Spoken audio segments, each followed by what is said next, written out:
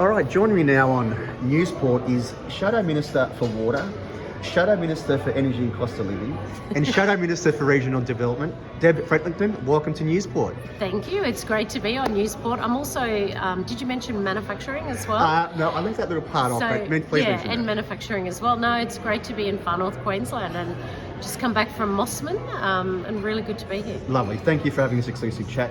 Deb, we'll kick off. Water. We know water's the biggest issue in the Douglas Shire right now. From afar, what's been your observations and takeaways from the debacle that we've had regarding the Douglas Shire water security over the past 5 months? Obviously, Jasper is a significant reason, but we also have an aging water supply. I mean, we've had locals drinking bottled water. We've been on level 4 water restrictions now for a long time. That's been changed in more recent days. We've had hotels crying out for water licences, people up in arms about water solutions and so on. So just in your capacity as Shadow Water Minister, just your observations to what the Shire's been through and how your own sentiments regarding that. Yeah, sure. Look, first of all, one thing I would say is anyone that is in regional Queensland, and I count the Douglas Shire in that, deserve to have good water security. They deserve to be able to turn on a shower, and especially if you've got international visitors coming, have that clean water. You need to be able to have potable water that you can drink. It is a very expensive process to have our communities drinking bottled water, and that is why, I have for a long time been calling out the then Palaszczuk government, now Miles government, on their lack of understanding and investment in water security for those regional towns. You would have saw the news bulletins, you would have saw the fact that, for an international tourist destination, how can we be in a position where... Well, probably because it hasn't been a priority of the government, and that's deeply concerning. What you need to do is, number one, you need to be able to, if you want to flick on a switch and turn on electricity, that should come out. And of course, that's also a problem in the Daintree as well. But with water, you should be able to turn on a tap. And in Australia, we are, we're not a third world country. We should be able to drink that water. And that is why councils invest in those water treatment plants. And I understand that there have been many incidents and of course Cyclone Jasper, but we need to make sure that that infrastructure is maintained and upkept. Do you believe, in brief, do you believe that the Labor government and Water Minister Glenn Butcher has given enough support and importance to this issue in the Douglas Shire? Well, obviously not. It's very clear that from a parliamentary position that the Water Minister has, taken his hand off the ball here. It's obvious that there is an issue around water. There's an issue around water security going forward into the future. We need to make sure that the water that is provided to the citizens of the Douglas Shire, is potable and certainly drinkable. And that's something that the Water Minister, through the state, has a role to play along with Council. And I met with Council today. They are concerned in and around water security, not just in Mossman, but in Port Douglas and the other parts of the Shire. So it is an important issue. And obviously, throughout the state, it's been a forgotten part of Queensland by the government. Deb, how is it that the Douglas Shire is one of the wettest parts of Australia, yet we have a third world water infrastructure system that's failed us over the past 5 months? How is that possible? Well, it would be deeply concerning for any international visitor to realise that is the case. Now, I'm not going to make excuses for the government, but what I would suggest is, we have got we have had issues in relation to weather, but lack of investment is also one of the major things. There is an increase in population. We've got ageing infrastructure, ageing pipes, and that just simply hasn't kept up with the demand for that fresh, clean water. Deb, as the Shadow Water Minister, going forward, what would an LNP government do to ensure future water security in Douglas Shire? Well, look, first of all, what we'll do is we would sit down with the council. We've got our candidate here, Deb Frecklington, of course, and we would listen to the council around what is their demands. Now, I know I had a brief meeting with Mayor Lisa this morning and some of those council executives in and around this issue, and it is important that we get their wishes down on paper and we can understand what it is and what commitment that we need to commit to going forward. But would you commit to doing what you need to do in regards to those pipes to get things functioning again in our shire? Well, look, I know that, first of all, I'd say I don't think the people of Douglas Shire should have to wait to the next election. I believe we should put pressure on the government, but the people of Douglas Shire have this commitment. Both David Kempton and I will continue to, first of all, pressure the government into doing something about it, but I think very importantly, listen to the local council and listen to the locals about what it is that they actually want to fix up those pipes and the water security for Douglas Shire. Let's move on to regional development matters. You'd be well versed in the issue of the current Mossman Mill. Yeah. How do you see that issue going forward? Obviously, the farmers want one more season at the very least, but what are your thoughts on trying to find solutions and a way forward with the Mossman Mill future? Yeah, well, look, first of all, I'll say it's extremely distressing with what is happening in relation to the closure of Mossman Mill.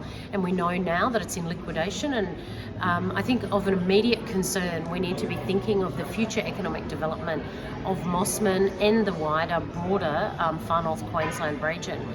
The closure of this mill, make no mistake, will have a huge economic impact to the region. It's got an impact to the growers who are sitting there now with around 6,000 hectares of cane standing in the fields with nowhere to process that. Now, today I have met with, along with David Kempton, we've met with the council, we've met with grower groups, and we've met with the local Chamber of Commerce. Those three organisations or groups of people have put their wish list to government, and I would suggest to you it's been a complete lack of leadership by the Miles government. They've thrown $12 million at a problem that is looking at fixing the future of this issue, but we've right now got that cane standing in the field.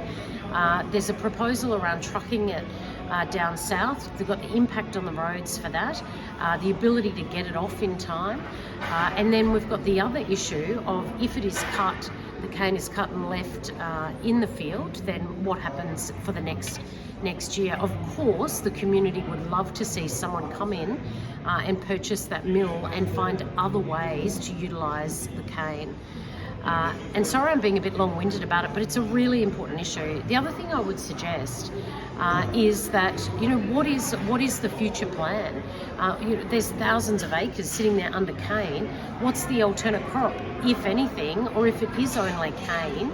How can that cane be better utilised, and where and how? Whether it's into biofuels, whether it's into other uses. I mean, I can understand the angst of those cane growers that I met today and the distress of them. I mean, they are facing ruin if something isn't done. All right, a couple of us wrap up now.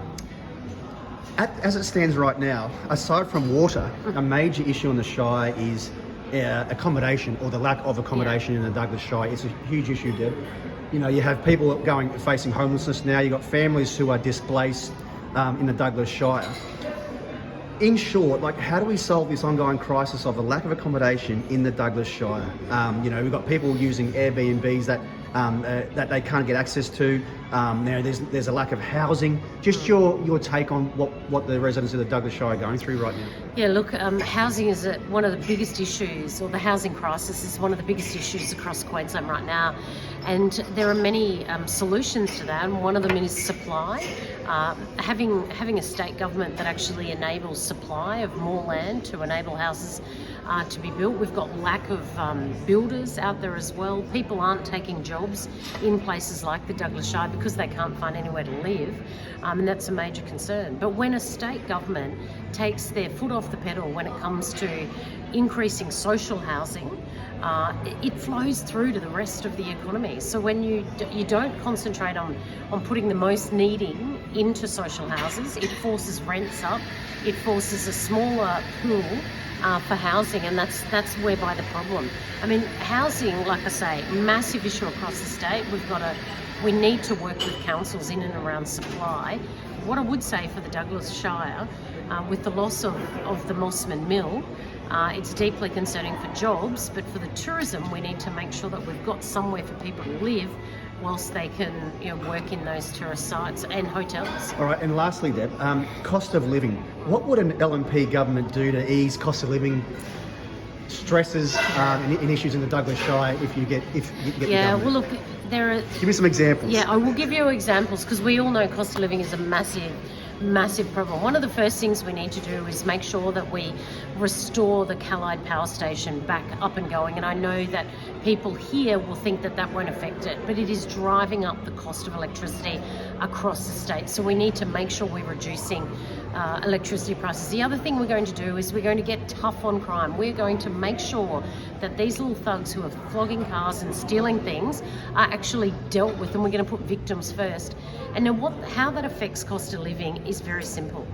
Our insurance in Far North Queensland has gone through the roof because of not only businesses, but because of the crime that is happening in this region. So we want to see the insurances come down by doing something about the crime problems. There is much that we can do, but another thing that we can do is we can start looking after taxpayers' money properly. When we say that we're going to fix up a road, we'll do it properly, and we'll stop wasting taxpayers' money. All of these things drive down cost of living. Deb, thanks for your time, and best of luck going forward. Thank you.